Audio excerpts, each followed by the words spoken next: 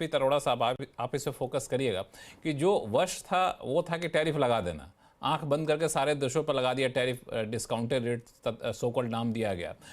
तो उससे तो उबर गए हम लोग। अब 90 डेज़ का जो पीरियड है इसमें कौन कितना नेगोशिएशन करता है, नेगोशिएशन में भी हम लोग भारत जैसे देशों का जो उन्होंने चार्ट बनाया था कि भारत ऐसे देश है जहाँ नेगोशिएशन बातचीत आगे बढ़ रही है, तो वो तो 90 डेज से पहले वाला जो टैरिफ था, रेसिप्रोकल टैरिफ, उस स्थिति पे तो अब यूएस लाएगा नहीं हम लोगों को। तो इतने में खुश हो जाना चाहिए, अब बाजार को अपने चाल से चलना चाहिए, ना कि यूएस की चाल से। Yeah, hi, good evening and namaskar to everyone and to my fellow panelists. आपने बहुत अच्छा पॉइंट लिया लक्ष्मण जी। तो हमें टेक्निकल भाषा में जैसे रेजिस्टेंस और सपोर्ट कहते हैं, we've got the resistance and we've got the support, right? तो 10% इंडिया के लिए, 10% और 26%, या तो 10% India and plus so many other countries, 10 तो लगना ही लगना है, उन्होंने क्लियर कर दिया। Let's go back to 10 and higher side 26। अब बीच में it is all up to individual countries. हमें लगता है कि कौन कितना अच्छी डील बना सकता है यूएस के साथ, एक्सक्लूडिंग चाइना, राइट? चाइना का कोई लिमिट नहीं है, वो आज 80 था, उन्होंने भी 125 कर दिया, कल को 150 कर देगा, उनकी तो लिमिट की कोई वो नहीं है, आप यू कांट एक्सपेक्ट दैट। तो broadly I think everyone knows कि अब क्या विंडो है जिसके अंदर नेगोशिएशन होनी है, the floor and the max, the min and the max, and वो 90 दिन की विंडो है। As Mir sir said rightly, I don't think इसमें एक 90 दिन जैसा कुछ बहुत ज्यादा कुछ करना है, because all other countries including India bilaterally अपना डिस्कशंस कर ही रहे थे of channel at a lower level, and I think between 30 to 60 days सबकी अपनी अपनी डील बन जानी चाहिए, and excluding China. And to the other part of your question, sir, I think the large part of the earthquake or the भूकंप, if you're saying, वो हो चुका है। उसके माइल्ड ट्रेमर्स, जैसे सब्सिक्वेंटली भी ट्रेमर्स आते रहते हैं, माइल्ड ट्रेमर्स हल्के फुल्के 2-4% ऊपर नीचे वाले, I think we'll have to get used to the next 30 to 60 days। उसके माइल्ड ट्रेमर्स आते रहेंगे, बट देन वी नो कि हमें कैसे तैयार रहना उसके लिए, while also preparing for the medium to long term story which appears rock solid as Aziz also had।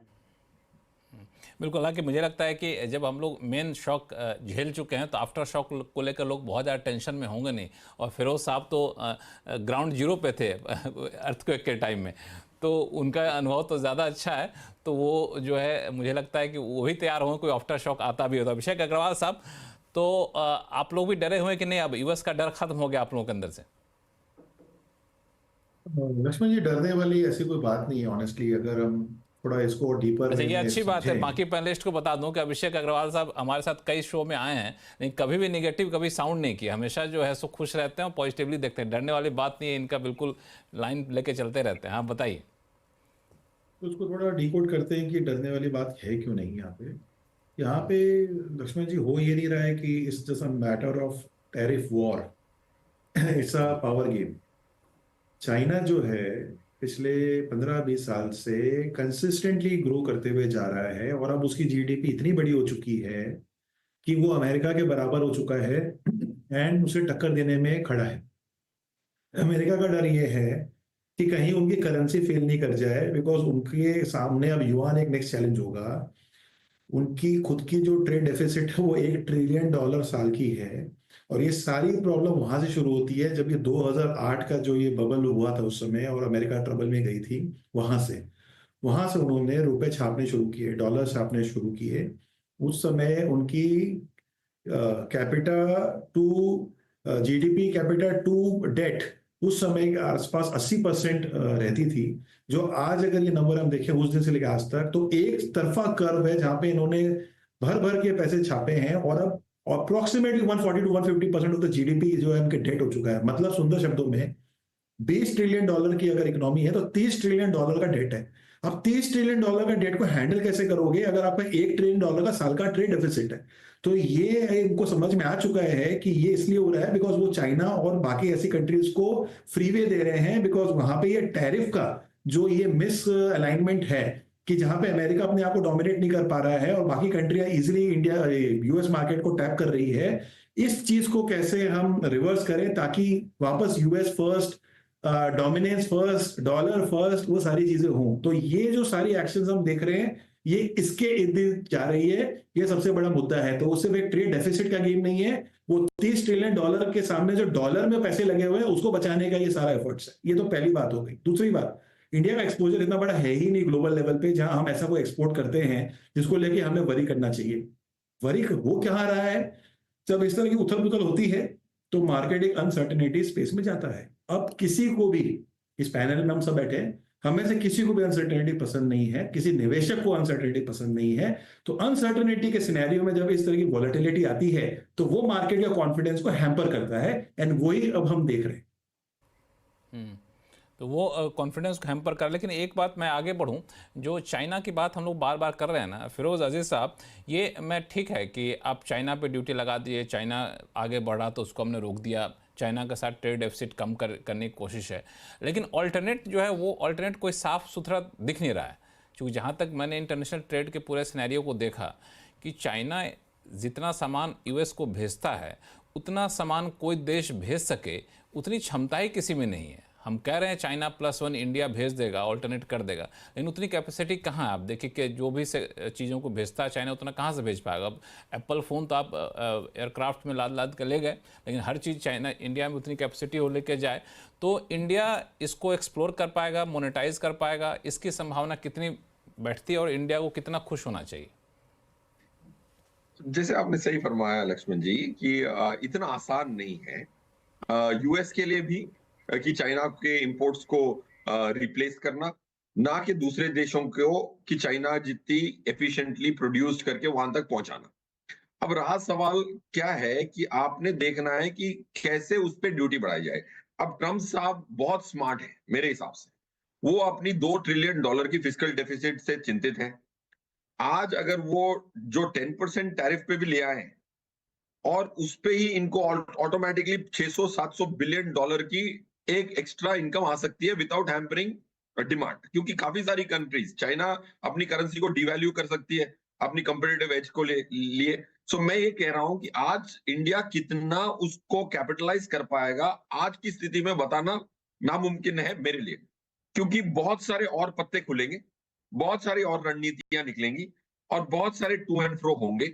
Of course so I personally think capitalise जरूर करेंगे, थोड़ी कोलैटरल बेनिफिट जरूर होगी, बिकॉज वियतनाम को देख लें, दूसरे कंट्रीज जो है जैसे अपैरल्स जो एक्सपोर्ट करते हैं उनकी काफी सारी हमसे जो compete करते हैं ग्लोबल मार्केट में, उन पे भी टैरिफ्स काफी अच्छी खासी भरकम लगाने की उम्मीद थी। ऑफ कोर्स नाउ 90 डेज का डेफरल है। To answer your pointed question, मेरे हिसाब से इंडिया कैपिटलाइज कर पाएगा, बट इतना ज्यादा नहीं। जैसे आपने सही फरमाया कि it's not very easy to replace China. उनकी जो ट्रेड डेफिसिट है $320 बिलियन की है यूएस के साथ, वो बहुत बड़ी डेफिसिट है। हमारी $50 बिलियन की डेफिसिट है, बट हम ऑयल उनसे खरीद सकते हैं, काफी सारे चीजें हम अपनी नेगोशिएशन, हम एक बहुत ग्रेशियस कंट्री थे कि हम टेबल पे बहुत कंस्ट्रक्टिवली नेगोशिएशन के लिए आए थे। काफी सारी कंट्रीज ने वो इतना पहल नहीं की थी, हमने पहल की थी। That's why we are in a good spot. इसमें एक सवाल और पूछूंगा, फिर मैं मेहर वोरा साहब के पास जाऊंगा कि इसकी संभावना आप कितनी देख रहे हैं कि ये जो टैरिफ वॉर जैसा इस सिचुएशन, या फिर कहेंगे टैरिफ ब्लॉक हो गया, अब ट्रेड ब्लॉक हो गया चाइना और यूएस के बीच में, ये दोनों चेयर टेबल पर फिर से बैठे हैं और आपस में कहेंगे ठीक है जब हो गई बहुत लड़ाई, चलो हम लोग अपने हित का ख्याल रखें, दूसरे के हितों का ख्याल रखो और बताओ कैसे करना है। तो ये अगर सिचुएशन आ सकता है, इसकी संभावना कितनी है, और अगर ये आता है तो बाजार के लिए कितनी अच्छी खबर होगी?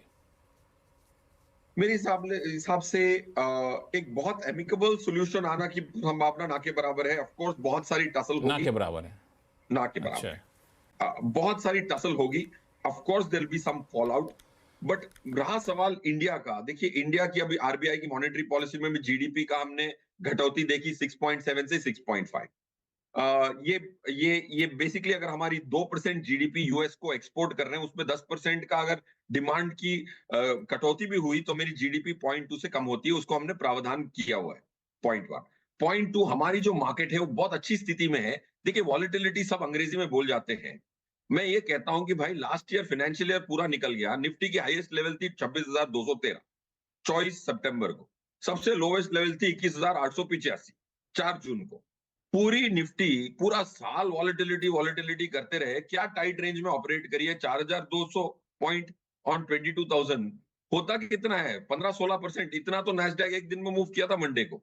सो इंडिया, अगर आप वॉलेटिलिटी को एक्सेल शीट पे मैथमेटिकली कंप्यूट करेंगे तो 2020-22 मार्च से इंडिया की निफ्टी की वॉलेटिलिटी S&P 500 से कम है मैथमेटिकली। परसेप्शन तो सबके, मैं यूएस गया था दिसंबर 22 में, सब कहते हैं तुम्हारी सबसे वॉलेटाइल मार्केट। मैं उनसे बहस किया, तुम लोग 8 ट्रिलियन मैनेज करते हो, ये S&P 500 की आप वॉलेटिलिटी एक्सेल शीट पे कैलकुलेट कर लो और निफ्टी 50 की कर लो, आपकी 60% की जीडीपी मतलब मार्केट कैप है वर्ल्ड की, ये निफ्टी की 3% की है। 3% is delivering low volatility than a 60% market cap index. So volatility कम है, इसको हमें अप्रिशिएट करना चाहिए। तो रोज की उतार चढ़ाव को अगर हम वॉलेटिलिटी बोलने लगे तो यार ये एफडी तो है नहीं, हर दिन 0.8% की निफ्टी की मूवमेंट का तो प्रावधान करना पड़ेगा। अब 0.8 के बदले 3% मूव कर जाए, मानता हूं कि आदमी हड़बड़ा जाए, बट 0.8 की 0.9 मूव कर जाती है एक दिन में तो क्लाइंट बोलता है कि यार वॉलेटिलिटी है। सो वॉलेटिलिटी इज लोअर, और 3,80,000 करोड़ हम वापस कर चुके हैं एफआईआई को। वैल्यूएशन के बहाने पैसा बाहर जा चुका है, इसीलिए हमारी टेंट कम है। डेंट कम है, हालांकि